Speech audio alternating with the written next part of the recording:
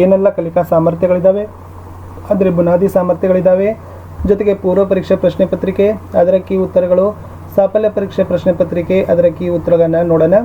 ಭಾಳಷ್ಟು ವಿಷಯಗಳ ಒಂದು ಕ್ವಶನ್ ಪೇಪರ್ಸ್ಗಳನ್ನು ಹಾಕಿದ್ದೀವಿ. ತಾವು ಹಿಂದಿನ ವಿಡಿಯೋಗಳನ್ನು ನೋಡದಿದ್ದರೆ ವಿಡಿಯೋದ ಡಿಸ್ಕ್ರಿಪ್ಷನ್ ಬಾಕ್ಸ್ನಲ್ಲಿ ಸೇತುಬಂಧ ಶಿಕ್ಷಣ ಪ್ರಶ್ನೆ ಪತ್ರಿಕೆ ಎಲ್ಲ ತರಗತಿಗಳಿಗೆ ಅಂತ ಒಂದು ಪ್ಲೇಲಿಸ್ಟ್ ಇದೆ. ಆ ಲಿಂಕನ್ನು ವಿಡಿಯೋದ ಡಿಸ್ಕ್ರಿಪ್ಷನ್ ಬಾಕ್ಸ್ನಲ್ಲಿ ಹಾಕಿದ್ದೀನಿ. ತಾವುಗಳು ಅದನ್ನು ಚೆಕ್ ಮಾಡಿ ನೋಡ್ಬೋದು. ಸೊ ಮೊದಲಿಗೆ 7ನೇ ತರಗತಿಯ ಬುನಾದಿ ಸಾಮರ್ಥ್ಯಗಳನ್ನು ನೋಡೋಣ ವಿಜ್ಞಾನ ವಿಷಯದಲ್ಲಿ. ಸೊ ಫಸ್ಟು ಸಸ್ಯ ಮತ್ತು ಪ್ರಾಣಿ ಮೂಲ ಆಹಾರಗಳನ್ನು ಹೆಸರಿಸಿ ಪಟ್ಟಿ ಮಾಡುವರು. 2 ಸಂತುಲಿತ ಆಹಾರದ ಮಹತ್ವ ಹಾಗೂ ಪೋಷಕಾಂಶಗಳ ಕೊರತೆಯಿಂದ ಬರೋ ರೋಗಗಳನ್ನು ತಿಳಿಯುವರು. 3 ಸಸ್ಯ ಮೂಲ ನಾರುಗಳು ಹಾಗೂ ಬಟ್ಟೆ ತಯಾರಿಕೆ ಹಂತಗಳನ್ನು ತಿಳಿಯುವರು. 4 ವಿವಿಧ ಬಗೆಯ ಪದಾರ್ಥಗಳನ್ನು ಮತ್ತು ಅವುಗಳ ಗುಣ ಆಧರಿಸಿ ವರ್ಗೀಕರಿಸುವರು. 5 ಮಿಶ್ರಣಗಳನ್ನು ಬೇರ್ಪಡಿಸುವ ವಿಧಾನಗಳನ್ನು ಅರಿತು ತಮ್ಮ ಜೀವನದಲ್ಲಿ ಸಾಂದರ್ಭಿಕವಾಗಿ ಬಳಸಿಕೊಳ್ಳುವರು. 6 ತಮ್ಮ ಸುತ್ತಮುತ್ತಲಿನ ಬದಲಾವಣೆಗಳನ್ನು ಪುನರಾವರ್ತನೆಗೊಳಿಸಬಹುದಾದ ಹಾಗೂ ಪರಾವರ್ತಿತಗೊಳಿಸಲಾಗದ ಬದಲಾವಣೆಗಳಿಂದ ಗುರುತಿಸುವರು. 7 ವಿವಿಧ ಜೀವಿಗಳ ದೇಹದಲ್ಲಿರುವ ಸ್ನಾಯು ಮತ್ತು ಮೂಳೆಗಳ ಚಲನೆಗೆ ಹೇಗೆ ಸಹಕರಿಸುತ್ತವೆ ಎಂಬುದನ್ನು ವಿವರಿಸುವರು. 8 ಆವಾಸದ ವಿಧಗಳನ್ನು ತಿಳಿಯುವರು. 9 ವಿವಿಧ ಆವಾಸಗಳಲ್ಲಿ ಜೀವಿಗಳ ಲಕ್ಷಣ ಹಾಗೂ ಮಾಡಿಕೊಂಡಿರುವ ಹೊಂದಾಣಿಕೆಗಳನ್ನು ಸ್ಮರಿಸುವರು. 10 ಸಸ್ಯದ ವಿವಿಧ ಭಾಗಗಳ ಕಾರ್ಯಗಳನ್ನು ವಿಶ್ಲೇಷಿಸಿ ಪ್ರಶಂಸಿಸುವರು. 11 ಮಾದರಿ ಸಸ್ಯ ಹಾಗೂ ಹೂವಿನ ಚಿತ್ರಗಳನ್ನು ಬರೆದು ಅದರಲ್ಲಿ ಭಾಗಗಳನ್ನು ಗುರುತಿಸ್ತಕ್ಕಂಥ ಕೌಶಲ್ಯಗಳನ್ನು ಹೊಂದುತ್ತಾರೆ. 12 ಚಲನೆಯ ವಿಧಗಳನ್ನು ತಿಳಿದು ಪ್ರತಿಯೊಂದಕ್ಕೂ ಉದಾಹರಣೆಗಳನ್ನು ಕೊಡ್ತಾರೆ. 13 ಬೆಳಕಿನ ಮಹತ್ವ ಮತ್ತು ಲಕ್ಷಣಗಳನ್ನು ಪಟ್ಟಿ ಮಾಡ್ತಾರೆ. 14 ವಿದ್ಯುತ್ ಮಂಡಲದಲ್ಲಿ ಬಳಸುವ ವಿವಿಧ ಸಾಧನಗಳನ್ನು ಬಳಸಿ ಮಂಡಲ ರಚಿಸ್ತಕ್ಕಂಥ ಕೌಶಲ್ಯಗಳನ್ನು ಹೊಂದುತ್ತಾರೆ.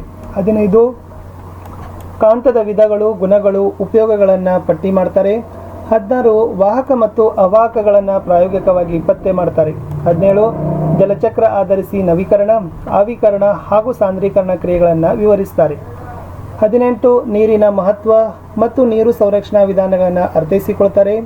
19 ಗಾಳಿಯ ಘಟಕ ಹಾಗೂ ಅವುಗಳ ಉಪಯೋಗಗಳನ್ನು ತಿಳಿತಾರೆ.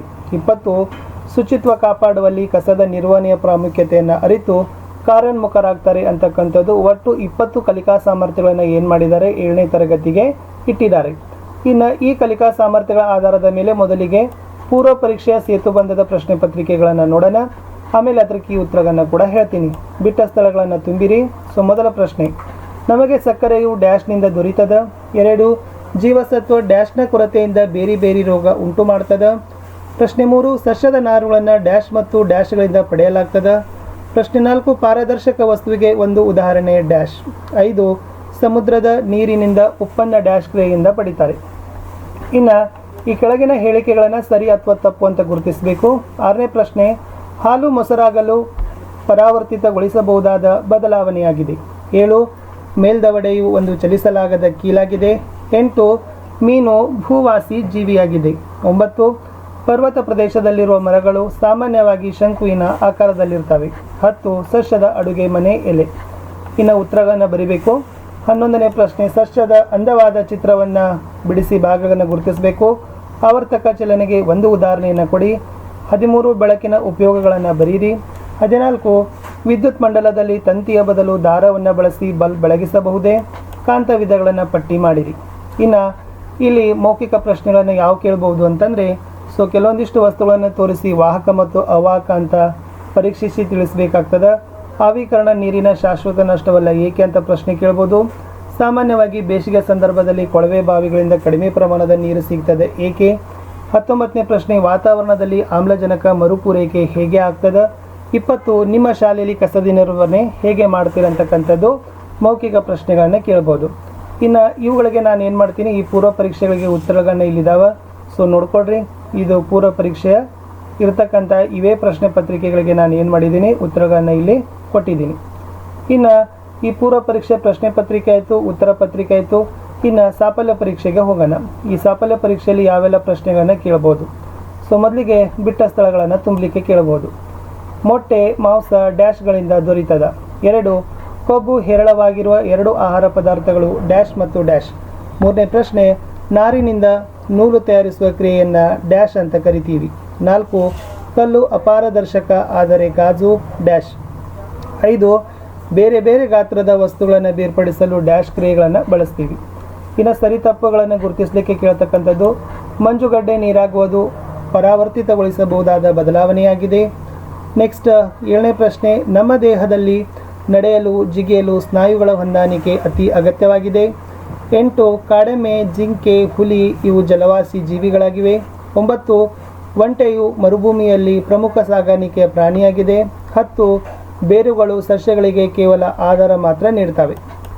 ಇನ್ನು ಲಿಖಿತ ಪ್ರಶ್ನೆಗಳನ್ನು ಯಾವೆಲ್ಲ ಕೇಳ್ಬೋದು ಅಂತಂದರೆ, ಹೂವಿನ ಚಿತ್ರ ಬರೀರಿ ಮತ್ತು ಭಾಗಗಳನ್ನು ಗುರುತಿಸ್ರಿ. 12ನೇ ಪ್ರಶ್ನೆ ಕೇಳ್ಬೋದು, ಮರದಿಂದ ಕಾಯಿ ಬೀಳೋದು ಯಾವ ಚಲನೆಗೆ ಉದಾಹರಣೆಯಾಗಿದೆ. 13ನೇ ಪ್ರಶ್ನೆ, ಬೆಳಕಿನ ಲಕ್ಷಣಗಳನ್ನು ತಿಳಿಸಿ. 14ರಲ್ಲಿ ಈ ಥರನಾಗಿರ್ತಕ್ಕಂಥ ವಿದ್ಯುತ್ ಮಂಡಲ ತೋರಿಸಿ ಪ್ರಶ್ನೆ ಕೇಳ್ಬೋದು. ಕಾಂತದ ಲಕ್ಷಣಗಳನ್ನು ಪಟ್ಟಿ ಮಾಡಿರಿ. ಇನ್ನು ಮೌಖಿಕ ಪ್ರಶ್ನೆಗಳಲ್ಲಿ ರಬ್ಬರ್, ಶಾರ್ಪ್ನರ್, ಕಾಗದ, ನಾಣ್ಯಗಳನ್ನು ಕೊಟ್ಟು ಇವುಗಳಲ್ಲಿ ವಾಹಕ ಯಾವುದು ಅವಾಹಕ ಯಾವುದು ಅನ್ನೋದನ್ನು ವರ್ಗೀಕರಿಸಲಿಕ್ಕೆ ಕೇಳ್ಬೋದು.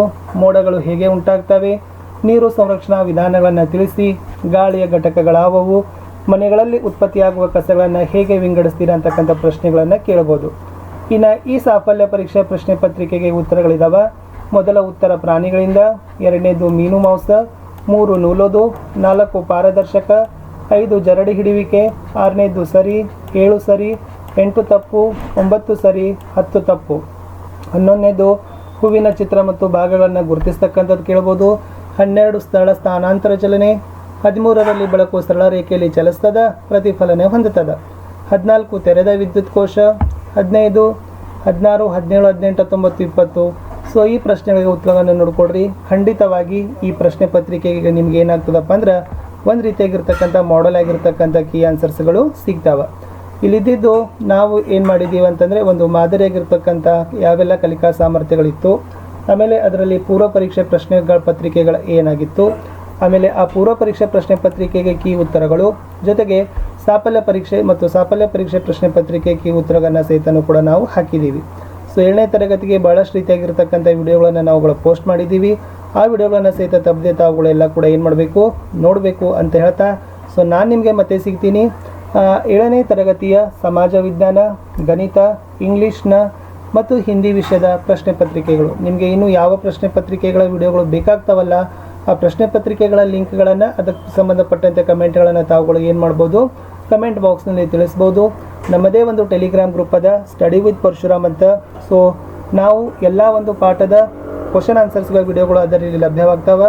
ನೀವುಗಳು ಕೂಡ ಅದರಲ್ಲಿ ಏನು ಮಾಡ್ಬೋದು, ಬಂದು ಗ್ರೂಪ್ಗೆ ಸೇರಿ ಅಲ್ಲಿರ್ತಕ್ಕಂಥ ವಿಡಿಯೋಗಳ ಲಾಭಗಳನ್ನು ಪಡೆದುಕೊಳ್ಳಬಹುದು. ಮತ್ತೆ ಸಿಗ್ತೀನಿ ಹೊಸ ವಿಡಿಯೋಗಳಲ್ಲಿ. ಅಲ್ಲಿಯವರೆಗೂ ಬಾಯ್.